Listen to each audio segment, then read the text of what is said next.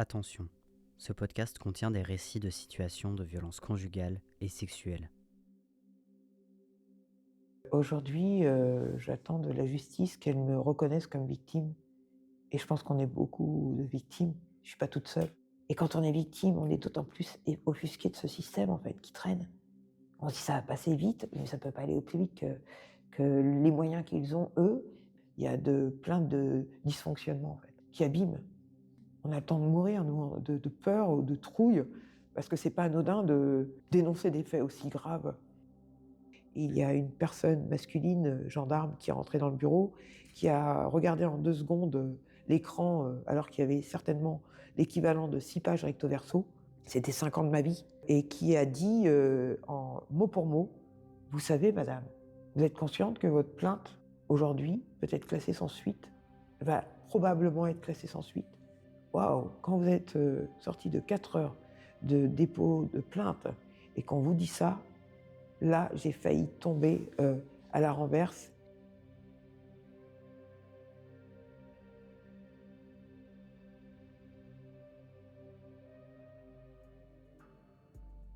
Je m'appelle Claire Terry. Pendant 6 mois, avec Laurie Géco, nous avons enquêté sur la soumission chimique pour comprendre le parcours des victimes, mais aussi leurs difficultés judiciaires. Dans le premier épisode, vous avez pu entendre l'histoire d'Emmanuelle. En 2020, elles rompt officiellement tout lien avec Gus. Cela aurait pu s'arrêter là. Emmanuelle aurait pu décider de tirer un trait sur ses années et tenter de se reconstruire de son côté. Mais elle a décidé de se battre, de faire entendre sa version des faits devant la justice, même si cela doit lui coûter ses économies, son temps et ce qu'il reste de sa santé mentale. À son insu, le podcast. Épisode 2. Réclamer justice. Réalisé par Claire Terry et Loris Géco.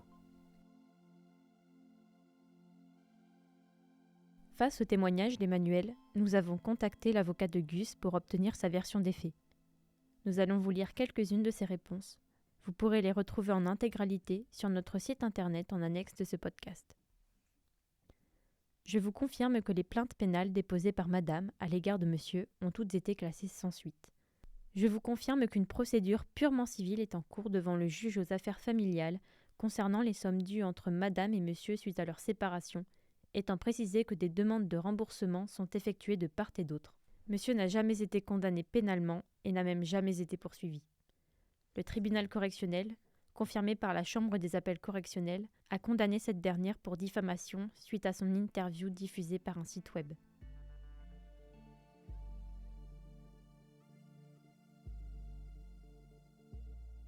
La première plainte déposée, c'était les coups et séquestrations, en fait.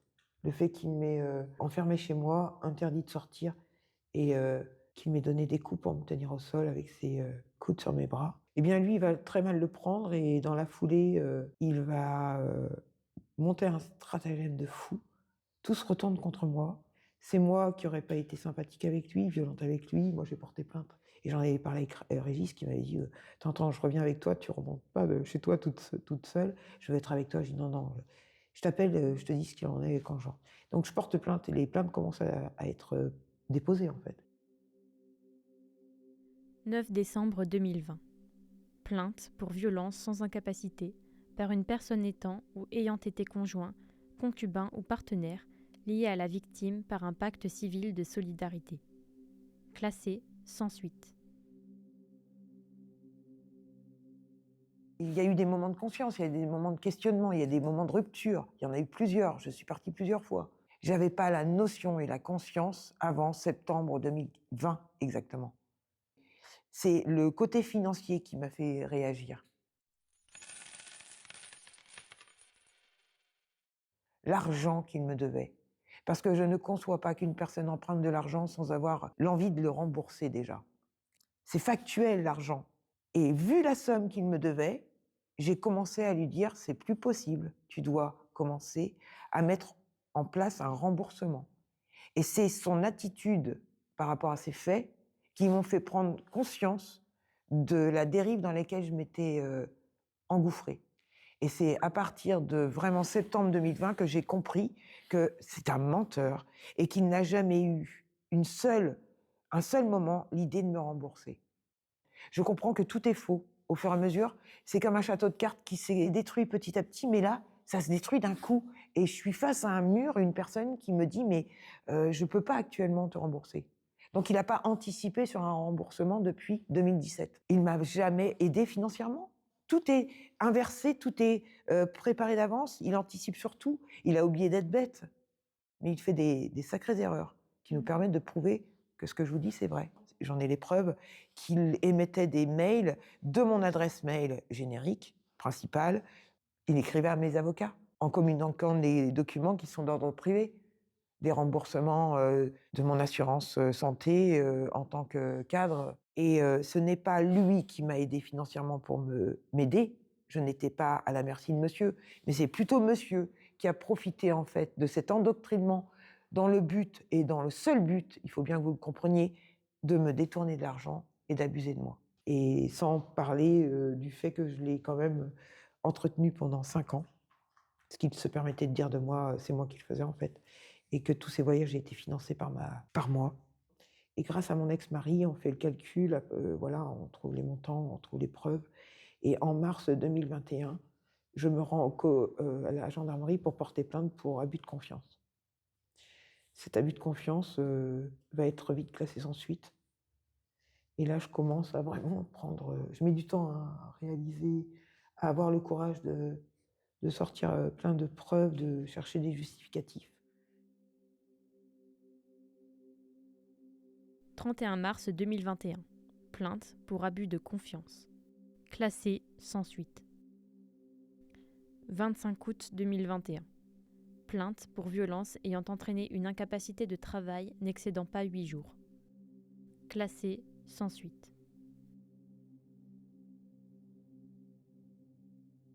En août 2021, coups et blessures, lorsque nous sommes dans ce box de garde de meubles et qu'il m'insulte et qu'il se jette sur moi, il se rue sur moi et qu'il me tabasse, quoi. Il me passe à tabac. Et lui, il va porter plainte la même journée pour dire que c'est moi qui l'ai passé à tabac. Alors que je fais 47 kilos mouillés, lui, il en fait 110 au moins à ce moment-là. Et que la seule personne qui... Parce que moi, je vais porter plainte que le lendemain matin après le travail, parce que je travaillais 2 mois à ce moment-là. Je vais porter plainte vers 15h le lendemain, un 24 août, je crois. Et je suis la seule à réclamer les vidéosurveillances. Puisque j'ai un petit moment, une once d'intelligence, et je me dis, mais au fait, il y a des vidéos, il faudrait bien que ma parole contre la sienne, quoi. Là. Donc, devant moi, le gendarme m'appelle, et je l'ai entendu le dire, et ça a été notifié, je crois, dans ma plainte, que je demande la réquisition des vidéosurveillances du lieu de stockage, pour prouver que j'ai raison, il m'a bien passé à tabac. Et même moi, j'en revenais pas, hein, j'étais tétanisée. Je me suis agrippée à son polo, et la première chose qu'il ait faite, c'est d'aller le jour même porter plainte au commissariat de police. Il avait même son polo dans les mains, en fait, il y avait des photos. Il y avait des éléments de fou. Et je vous cache pas que j'ai su des choses que j'aurais pas dû savoir, parce que j'ai même téléphoné au commissariat de police. J'ai une gardienne de la paix qui m'a dit qu'elle aurait pas dû me le dire, mais elle me dit, mais madame, j'espère que vous êtes très bien défendue. Ce monsieur ment comme il respire.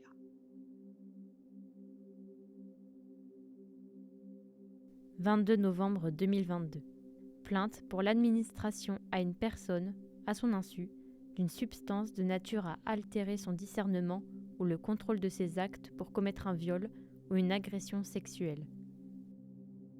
Classé sans suite. Sa propre ex-femme m'a dit, mot pour mot, j'ai été violée, abusée pendant 20 ans. Et c'est à quoi je lui ai répondu, comment penses-tu que tu étais abusée dans ton sommeil sans réagir, sentir certaines choses si tu n'as pas été sédatée? Donc sois cohérente, tu as été sédatée. Et elle m'a dit, j'en sais rien, mais tout ce que je peux te dire, je sais que j'ai été abusée par mon ex-mari. Donc en fait, je dis, toi aussi, tu es dans le déni. Elle dit, en fait, j'ai pas envie d'aller plus loin, et j'ai même pas porté plainte, parce que elle me disait à ce moment, Emmanuelle, tu souhaites porter plainte, tu souhaites témoigner, mais arrête tout, parce qu'il va te détruire, il va te faire passer pour une folle. Tout va se retourner contre toi. Et moi, je suis plutôt du genre à dire la vérité. J'ai envie de la dire parce que j'ai été dans le déni pendant 5 ans. Et pour que je puisse me reconstruire, je pense que j'ai l'obligation de dire la vérité, de témoigner. Vous comprendrez que j'ai mis quand même énormément de temps à me poser les bonnes questions. Parce que quand on voit tous les témoignages et toutes les femmes qui sont fichues d'elles par des personnes lambda à qui je souhaite ne pas vivre ce genre d'expérience fâcheuse, mais il y a quand même des gens qui l'ont pas vécu, qui sont capables de respecter les témoignages des gens qui essayent d'en parler pour que ce soit publiquement révélé.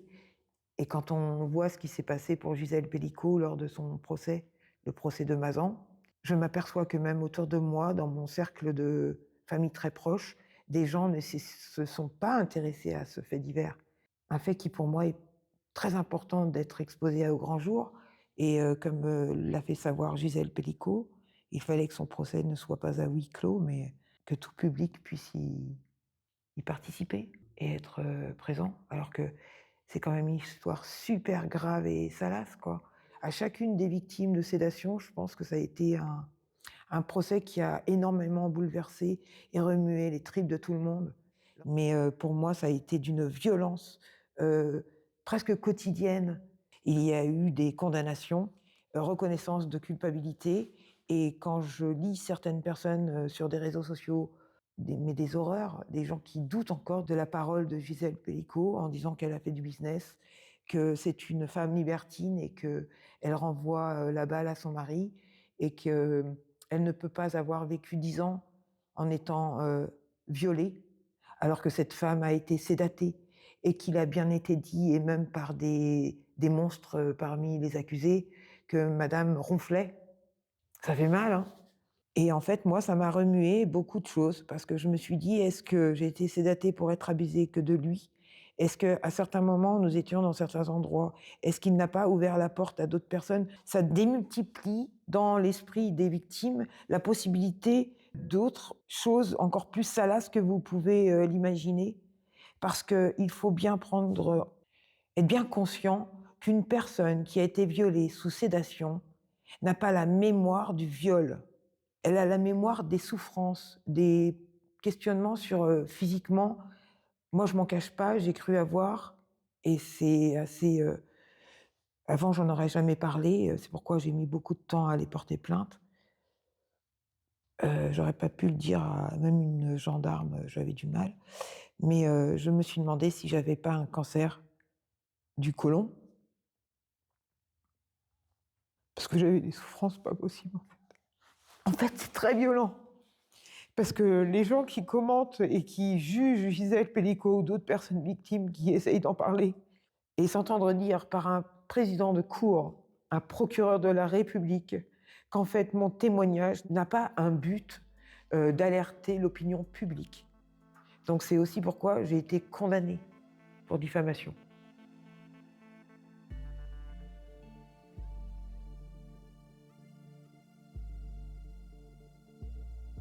J'ai mis beaucoup de temps à juger du pour et du contre et à trouver une avocate déjà. Et quand j'ai pensé à l'avocate de la précédente victime en tant qu'avocate pour mon affaire, il m'a semblé judicieux de prendre cette avocate qui était déjà au courant de la précédente affaire.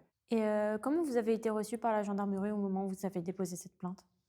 Très mal, et ça a été très douloureux parce que ce jour-là, en fait, pendant quelques jours, mon avocate du moment, qui était l'avocate de la précédente victime, m'a dit: «Écoutez, il faut absolument que vous alliez porter plainte déjà, c'est un début. Si vous avez supporté et enduré ce que vous avez enduré, il faut qu'une plainte soit déposée, mais c'est très délicat parce que vous êtes partagé entre le fait de vous dire, si je lance une procédure, que va-t-il m'arriver? Je vais être mangé à quelle sauce? Est-ce qu'on va me croire? Vous vous doutez de tout, vous avez honte déjà». Mais après, j'ai pris mon courage à 2 mains et un certain matin, je suis partie comme un bon petit soldat et je suis allée à la gendarmerie et je suis tombée sur un agent d'accueil à qui j'ai demandé à cet homme d'être reçu par une femme. Cette femme était enceinte à ce moment, nous étions en plein Covid, et elle m'a reçue. C'était très douloureux, très anxiogène pour moi, pas du tout dans l'empathie, et puis je la sentais très agressive, très suspicieuse. pas très sympathique avec moi, avec des réflexions du style, «Écoutez, on va pas en faire un roman, hein». Et au bout de 10 minutes, de toute façon, elle a soufflé en me disant, «Oui, écoutez, soyez concise, bon, le terme, c'est vous avez été violée». «Oui, c'est ça, mais en fait, vous avez du mal à prononcer». Et puis, ce jour-là, j'ai quand même appris, ce qu'était comment on identifiait, en fait, ce que j'ai vécu. C'est du viol sous soumission chimique. Moi, j'ai toujours appelé ça, oui, j'ai été abusée, j'osais pas te dire le nom, donner le nom, exact, appelons un chat. J'ai été violée, j'ai été droguée, bon, c'est viol sous soumission chimique.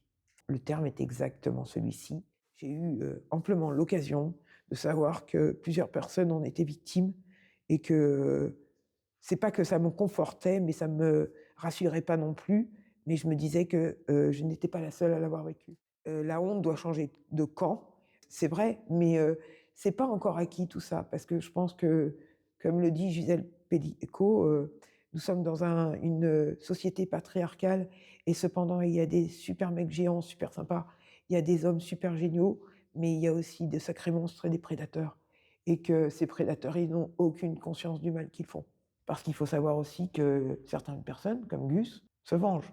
Comme il l'avait dit et en présence de mon beau-frère, qu'elles s'attendent à des représailles. C'est important de dénoncer les faits, mais c'est hyper douloureux et si j'avais su, j'aurais pas fait. Ça me bousille ma vie, je sais pas que ça à faire. Et quand on me dit que je m'acharne, non, je m'acharne pas. Mais par contre, j'ai lancé quelque chose et je voudrais que ça aboutisse. Parce qu'on lance pas quelque chose sans qu'il y ait un résultat. 27 novembre 2023. Plainte pour abus de confiance relative au vol de meubles. Procédure toujours en cours.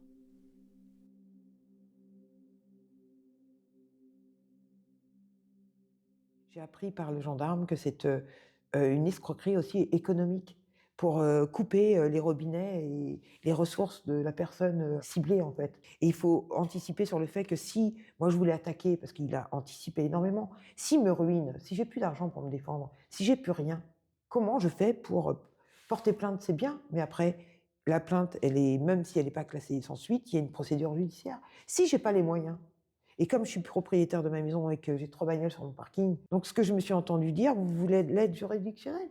Mais il faut hypothéquer votre maison ou vendre votre maison». What? Bah oui, vous n'avez pas de travail actuellement.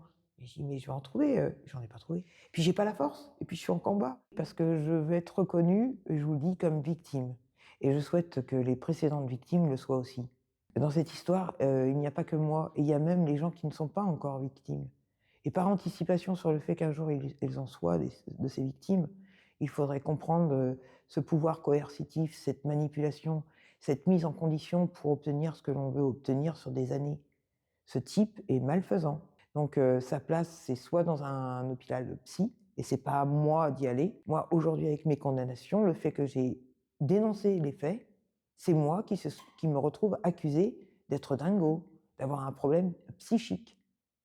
Je n'ai qu'un problème de rétablissement de vérité et j'ai pas de problème, énorme psychologique. Si, je suis un peu cabossée, j'en conviens, mais je suis loin d'être stupide et le fait d'avoir été, à mon sens, stupide pendant 5 ans, être dans le déni ou dans, la soumission, l'abnégation, la culpabilité et la honte par la suite, stop, c'est terminé.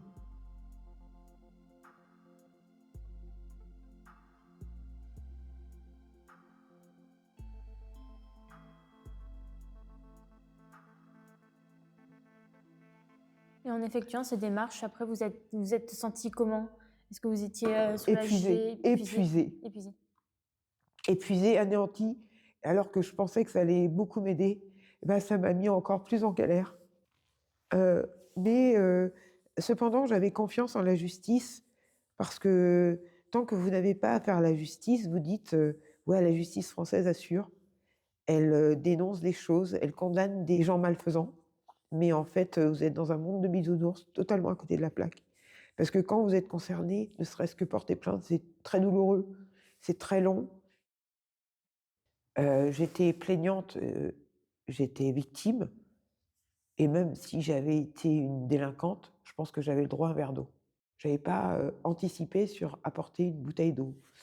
Elle ne m'a pas proposé, d'aller, aux toilettes. Et ça m'a vachement, travaillé. Je me suis dit: «Waouh!» même, en tant que plaignante, il y a pas du tout, d'empathie, il y a pas de gentillesse et bon, visiblement, elle était pas formée à ça et je pense qu'il y a quand même des gens qui ont été formés depuis et qui a dit, en mot pour mot: «Vous savez madame, vous êtes consciente que votre plainte, aujourd'hui, peut être classée sans suite, va probablement être classée sans suite?» Waouh! Quand vous êtes, sortie de 4 heures de dépôt de plainte et qu'on vous dit ça, là, j'ai failli tomber, à la renverse. Porter plainte, c'est souvent une expérience traumatisante, parce qu'on n'est pas toujours bien reçu. Emmanuel n'est pas seul à avoir mal vécu son audition à la gendarmerie. C'est aussi le cas de Vic 10. J'ai été très très mal reçue par le commissariat de police. C'était un épisode humiliant.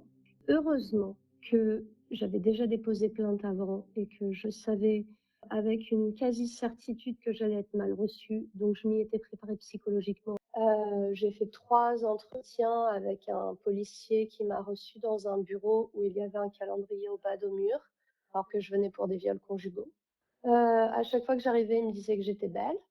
Enfin, ou de ça de manière, sans toujours utiliser les mêmes termes, mais voilà, il faisait des compliments sur mon physique et la toute première fois qu'il m'a reçue, ce monsieur, il m'a dit: «Vous savez madame, 50 des femmes mentent» et là, tu te dis: «Waouh, je suis où moi?» selon lui. Je suis ressortie, je me suis assise sur les marches du commissariat et j'ai noté tout ce qui venait de se passer. Ensuite, je l'ai envoyé aux défenseurs des droits, à l'IGPN et aux associations de défense des droits des femmes. Ça est remonté jusqu'au ministère de l'Intérieur et cet individu a été déplacé. Mais moi, j'y étais préparée. Bon, j'ai fait la bêtise de ne pas y aller avec un avocat. Il faut toujours y aller avec un avocat. Mais moi, j'y étais préparée. Je me dis, mais les nanas qui y vont comme ça, hyper fragiles, qui s'attendent à être reçus dignement et qui sont accueillis par un abruti fini comme ça, mais quel dégât ça fait? C'est de la torture. Donc moi, je m'élève contre ça parce qu'on doit pouvoir porter plainte, on doit pouvoir être entendu et on doit être reçu dignement. Après, pendant 8 mois, je n'ai eu aucune nouvelle. Personne ne m'appelait, je n'ai rien su de ma plainte. Au bout de 8 mois, j'ai été convoquée aux violences intrafamiliales. Suite à ça, voilà, j'ai fait, des auditions, ils me convoquaient, un peu du jour au lendemain, donc je devais me rendre disponible. J'ai fait une expertise psy également et puis après, il s'est plus rien passé pendant 4 mois avant que mon agresseur soit mis en garde à vue pendant 48 heures. Je l'ai appris, il devait m'informer pour que je m'organise, je l'ai un peu appris, à l'arrache par mon avocate. J'ai fui la ville parce que je me suis dit: «Ouh là, le moment où il va sortir, ça va me tomber dessus».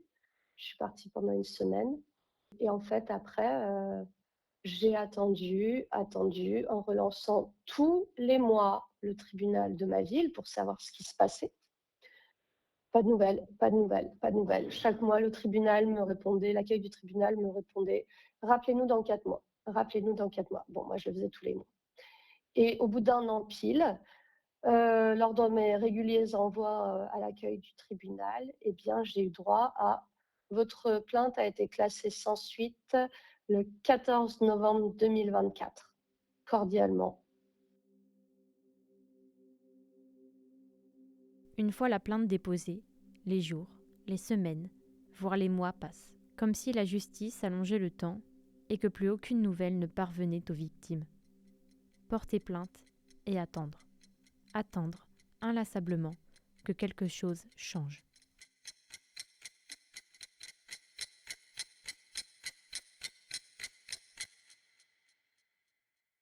Le lendemain après-midi, elle me rappelait quand même en me disant que, ma plainte avait été, instruite par le procureur de la République et qu'une enquête allait débuter. Par la suite, vous convenez qu'en fait, une personne qui porte plainte, se renseigne régulièrement pour savoir ce que devient sa plainte.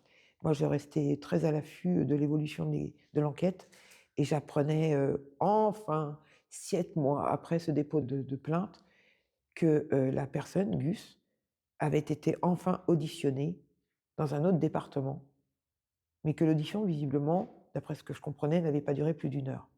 il avait été cru sur parole. Il n'a pas eu à supporter 2 séances de psy pendant 1 heure et demie.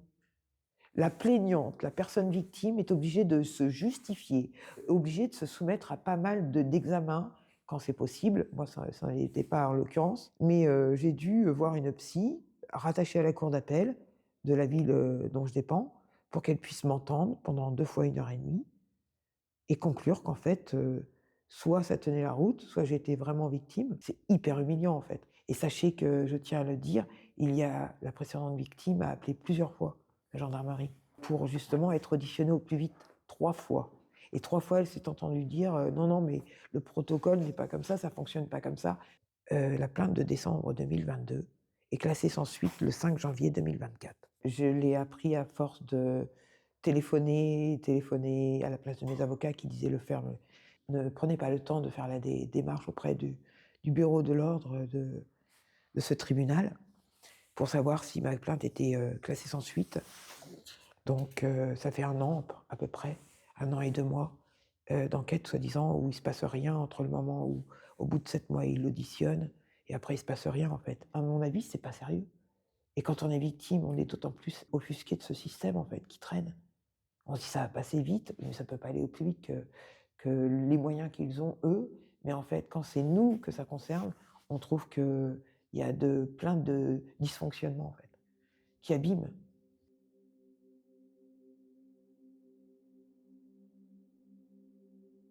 Parfois, la plainte n'est pas classée sans suite.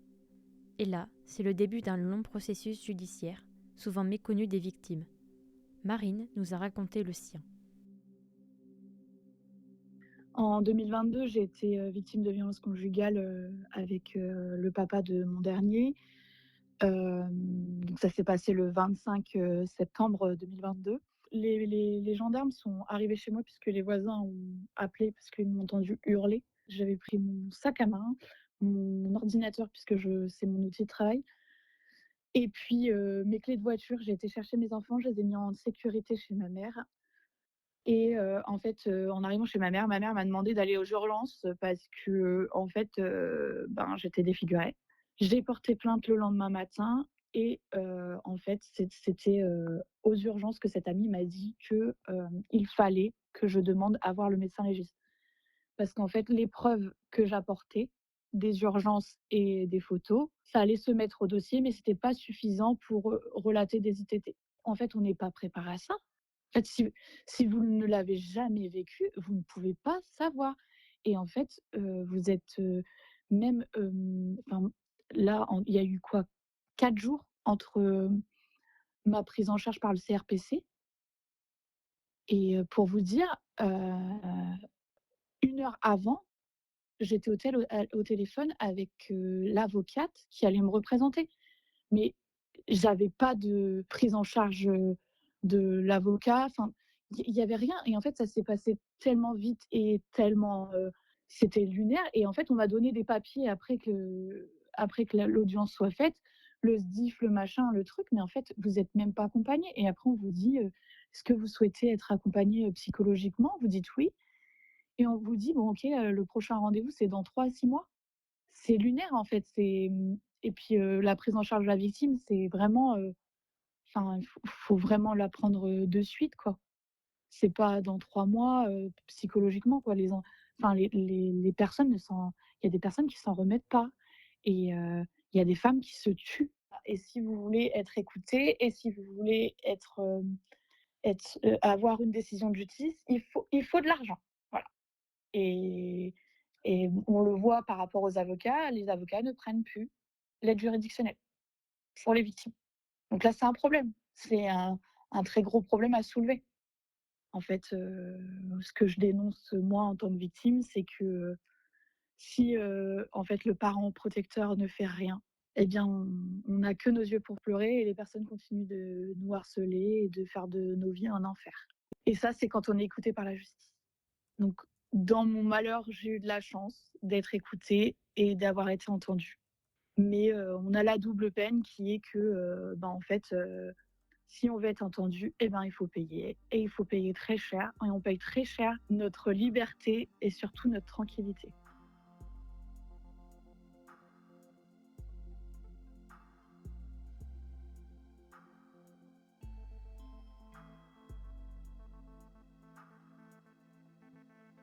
c'est injuste, c'est une peine supplémentaire. Le fait de parler, en fait, nous nous retrouvons accusés. Et c'est nous qui nous coltinons toutes les étapes de façon obligatoire de soins, de rendre des comptes. Ma vie, elle est un petit peu en suspens actuellement, vu les condamnations que j'ai, les sommes, les paiements aussi juridiques, parce que quand vous êtes accusé et condamné et coupable, reconnu coupable de quelque chose que vous n'êtes pas, mais au niveau de la justice, vous avez le devoir de payer les frais de procès. Du point de vue des victimes, les démarches judiciaires sont un vrai casse-tête. Et du point de vue des avocats, qu'est-ce que ça donne ? Bonjour, je me présente, Sweta Panagas, avocate spécialiste en droit du dommage corporel. Et donc, je suis spécialisée dans l'accompagnement des victimes d'accidents graves et d'infractions pénales. Donc, je défends les victimes d'accidents de la route, d'accidents de la vie, de responsabilité médicale, mais également les victimes de violences, à la fois sur les enfants principalement, avec notamment la défense des bébés secoués et violences sur les adultes. Et j'interviens surtout quand les préjudices sont importants parce que j'accompagne pour la réparation des préjudices et donc l'indemnisation, faire en sorte que la personne elle puisse se reconstruire après ce qui lui est arrivé. La soumission chimique, c'est quelque chose de très particulier parce que les victimes n'osent pas, en fait, souvent passer la porte cabinet d'un avocat pour dire qu'elles ont été victimes de soumission chimique, parce que souvent, c'est des personnes qui sont dans leur entourage, lors de soirées parfois arrosées ou en boîte de nuit, et des fois, c'est juste un sentiment, elles sont même pas sûres, vous savez, qu'il s'est passé quelque chose. Et donc, les cas de soumission chimique, c'est quelque chose qui émerge, justement, qu'on va avoir de plus en plus, effectivement, dans nos cabinets, parce que, justement, les procès comme le procès Pellico ont permis une libération de la parole. Les cas de soumission chimique, les victimes n'osent pas forcément porter plainte, c'est la grosse difficulté.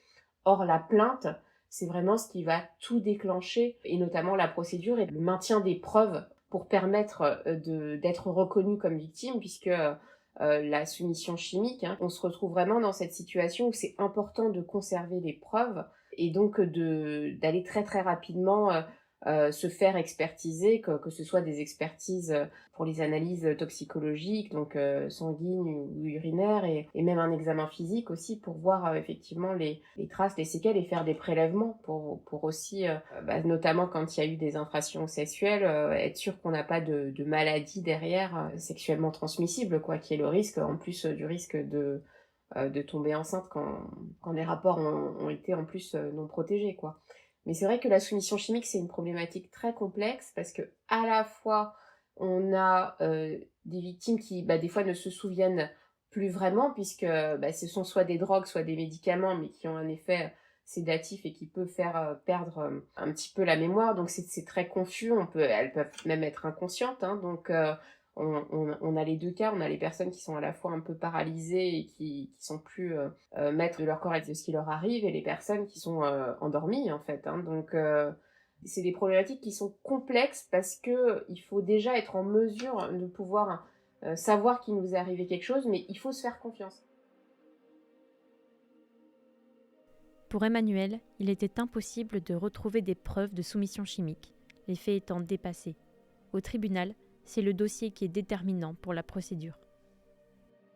Tout va dépendre de comment le dossier a été monté. Donc, la première phase, c'est l'enquête qui va permettre d'auditionner les interlocuteurs. Donc, et puis il y a les éléments effectivement de preuve. Alors après, selon les cas, c'est un peu difficile de répondre en général, mais tout va dépendre aussi, est-ce qu'il y a une enquête, après une instruction, c'est est-ce qu'on est sur des faits délictuels, criminels, quels sont les éléments de preuve, etc. Donc, comme je vous disais, c'est pas pareil un dossier où on n'a rien, parce que la personne ne se souvient pas, n'a pas de preuve d'une éventuelle ingérence de médicaments ou quoi que ce soit, et l'auteur nie, et une personne où on aura retrouvé des éléments à la fois matériels, donc les examens toxicologiques, où on aura retrouvé aussi des éléments physiques dans le cadre des examens cliniques, Et après, les discours et les témoignages aussi, parce que la personne, elle va envoyer des messages derrière, ou elle va appeler une amie en disant, voilà, il m'est arrivé ça, etc. Et tout ça, ça va être aussi des éléments qui vont servir au dossier. Donc tout va dépendre un peu du dossier.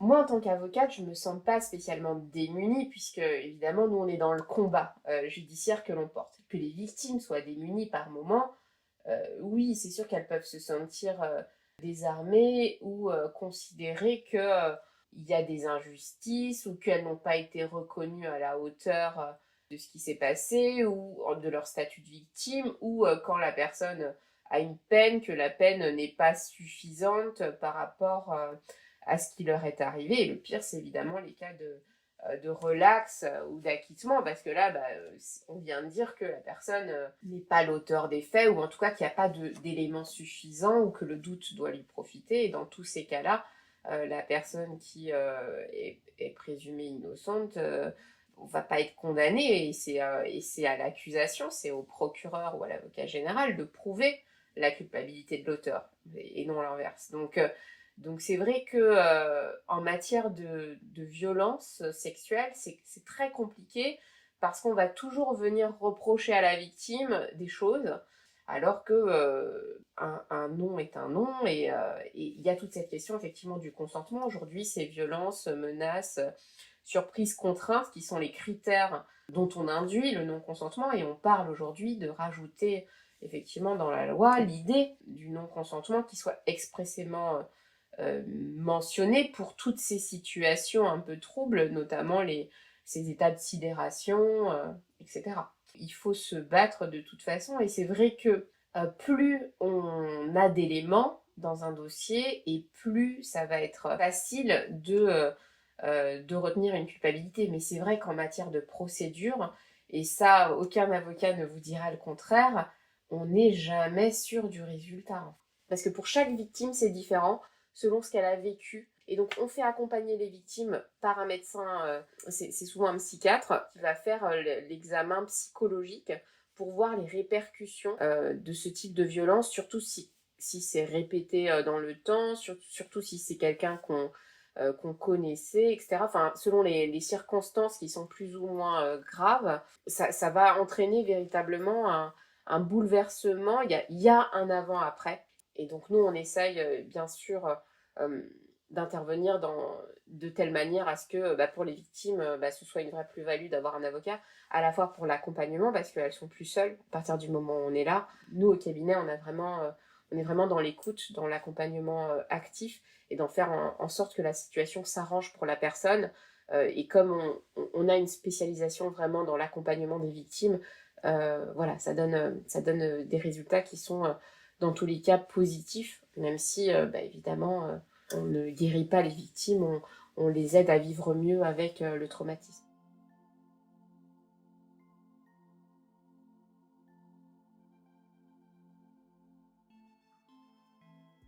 Tenter d'obtenir réparation, d'être reconnu comme victime, c'est parfois un vrai parcours du combattant. Si l'avocate note des améliorations, il reste beaucoup à faire pour que les victimes soient entendues et que les agresseurs soient condamnés. Mais que faire ensuite ? Comment se reconstruire ? Est-il vraiment possible de passer à autre chose quand on est victime ? Dans le prochain épisode, vous entendrez à nouveau les voix d'Emmanuelle, Vigdis et Marine. Vous découvrirez ce qu'elles sont devenues, leur après, qui sont très différents. Vous pourrez aussi entendre la thérapeute d'Emmanuelle, qui l'accompagne dans sa reconstruction. Nous vous rappelons que toutes les réponses apportées par l'avocat de Gus sont disponibles en annexe de ce podcast sur notre site internet assoninsu.com. Merci d'avoir écouté cet épisode du podcast À son insu. Si vous pensez être victime de violences sexistes et ou sexuelles, contactez le 39 19.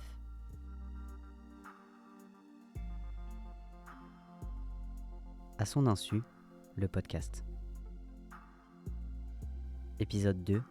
Réclamer justice. Réalisé par Claire Terry et Loris Géco.